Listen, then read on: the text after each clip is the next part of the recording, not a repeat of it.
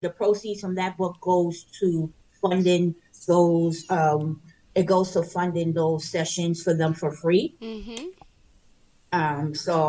It's very important to me, near and dear to my heart, especially after losing my nephew Melcorn, that uh, I be able to provide those services to people who are sometimes not as fortunate as I was to have a strong support system, Yeah. but just also may not have the exposure or regularly access to that Mm-hmm. type of support.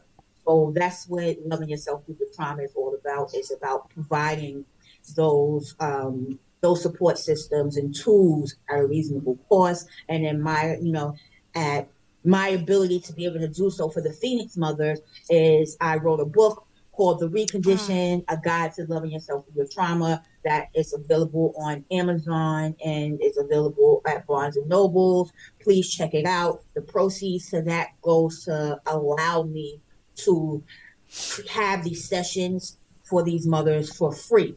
yeah. So they don't have to pay for these trauma healing sessions. And I provide them with tools and just a group, a community with like minded people where they can kind of help each other cope and get through this trauma, which is very difficult to go. Got it. Thank you so much. It's amazing the work that you do, and my thoughts and prayers to you and all the people you're helping out there. It can't be an easy thing to lose a child. My goodness.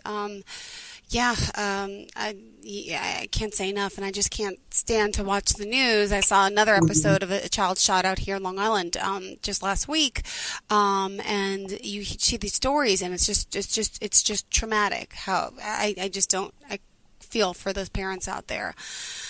Oh my goodness. And somehow people get through with support groups and with the help of people like yourself, and but not everybody has that family member to support them, to lean on them. It's just, ah, my heart breaks. But thank you for doing that too. Thank you. Thank you. So, yeah, so that's why, like I said, the research that I do is so important. I'm in the process of working with some other colleagues and just trying to figure out how do we break this cycle? How do Hmm. we break this cycle of gun violence, exposure, Yeah. excessive exposure to violence? We know that it's going to be out there. It's like we can't get all the guns off the street, but we can lobby to get rid of these ghost guns. Hmm. We can lobby to get rid of these guns that are illegal weapons. True.